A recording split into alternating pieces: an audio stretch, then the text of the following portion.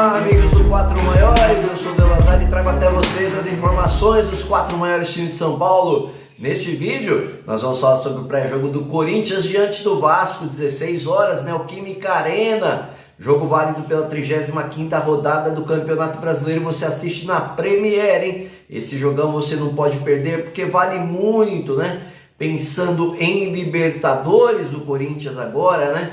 E o Vasco ali também, na briga, um ponto atrás do Corinthians. O Corinthians tem 44 pontos em nono lugar e o Vasco tem 43 em 11º lugar. Ambos lutam aí por uma vaga no G7, que pode virar no G8. Mas antes de começarmos as informações aqui, eu peço que você já deixe seu like maroto aí no canal, como diz meu filhão, e se inscreva no canal. E eu peço aí desculpas também que eu estou um pouco afônico, veio numa gripe, né? Aliás, ontem não entrei nem com o pós-jogo do São Paulo, nem do Palmeiras. Peço desculpas ao nosso público aí do canal, né? Porque estava acamado ontem e hoje ainda estou meio congestionado aqui, tá bom? Mas vamos lá, né? Sem delongas, vamos falar desse jogo do Corinthians, que o Vasco já tem uma boa história, esse jogo, né? Entre as duas equipes. O Ramon Dias aí tem problemas para resolver a questão do ataque, né? Por exemplo, aí não conta com o Yuri, Memphis Depay, mas esse confronto, como eu disse, aí tem 104 jogos entre as duas equipes. O Corinthians venceu 46, empatou 33 e o Vasco venceu 25. O Corinthians fez 148 gols contra 120. Jogando em seus domínios, o Corinthians também leva vantagem, tá, gente? São 25 vitórias, 20 empates e apenas 9 derrotas para o Vasco. Então o momento do Corinthians aí melhor que o Vasco, porque o Corinthians vem de 5 vitórias seguidas no Campeonato Brasileiro, enquanto o Vasco vem de 3 derrotas consecutivas, a última delas para o Internacional, né, no meio de semana. E aí, nessa luta entre as duas equipes, aí o Corinthians vive um momento de recuperação muito boa, como eu disse, né? Foram 15 pontos nos últimos 5 jogos, mas muito dessa recuperação passa por Yuri Alberto e Memphis Depay, né? Porque os dois jogadores ali se entrosaram. O Yuri Alberto já tem aí 26 gols, né, ao longo do ano. O Memphis fez 4, deu 4 assistências, mas não contará com eles, né? O Yuri está aí machucado na coxa, o Memphis suspenso, terceiro amarelo, e o Corinthians não conta também com o Félix Torres, se contundiu defendendo a seleção do Equador na data FIFA. Porém, o Corinthians conta agora com as voltas de José Martinez e Romero que deve ser usado no ataque ao lado do Thales Magno. E aí alguns problemas do Corinthians que eu tenho para passar para vocês antes da escalação, gente. O Romero tem o automatismo de contrato já atingido, né? Só que ele precisa falar se fica ou não, está em negociação com o Corinthians, mas prefere esperar o fim do contrato para ver se fica ou não no Corinthians. Essa é uma das grandes dúvidas do Corinthians. A outra notícia não tão boa é que o Flamengo não aceitou as condições do Corinthians de fiador, né, para a compra do Hugo Souza, o goleiro.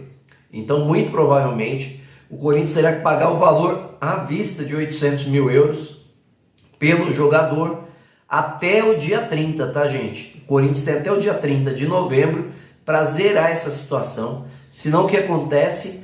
O Corinthians até pode contratar o jogador, mas teria que começar uma nova negociação fugindo das cláusulas do contrato.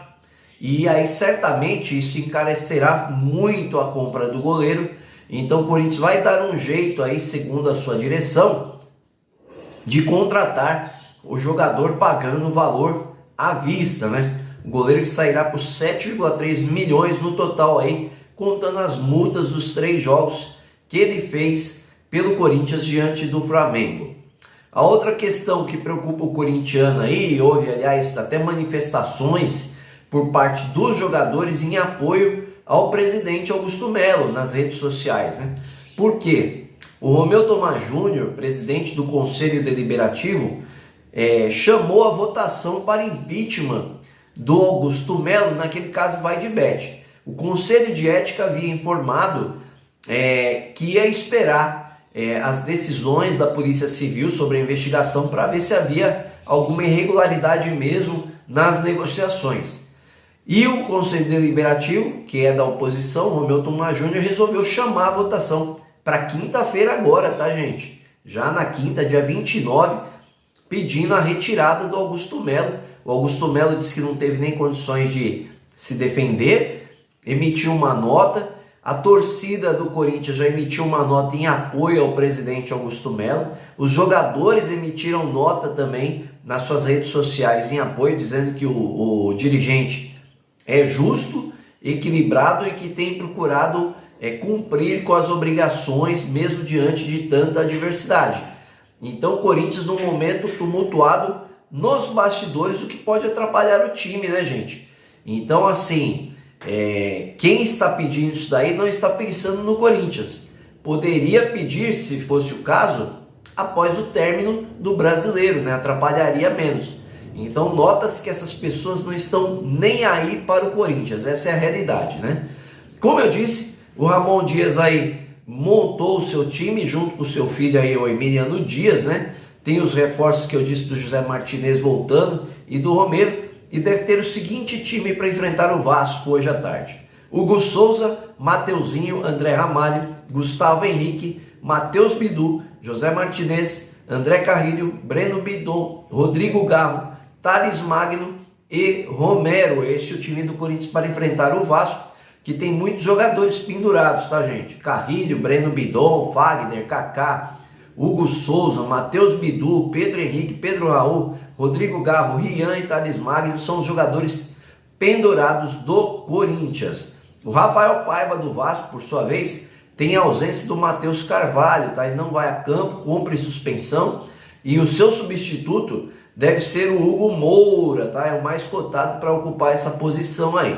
O Vasco deve vir com Léo Jardim, Paulo Henrique, João Vitor, Léo, Lucas Piton, Hugo Moura, Galdames, Paiê ou Coutinho, Maxime Domingos ou Puma, Leandrinho e Verrete, o artilheiro do Vasco no ano.